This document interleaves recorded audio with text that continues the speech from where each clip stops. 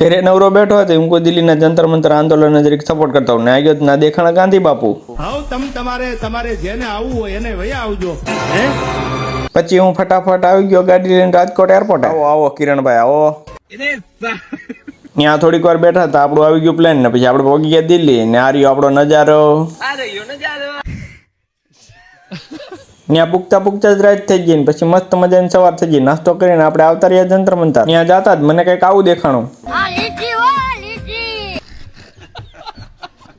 થોડીક વારમાં તો ત્યાં તકથી ગાંધી બાપુ આવી ગયા. હારા સાહેબો ને ગોટા વાળી દીધા તારા ડાળીએ આવતા છે ભલામણા.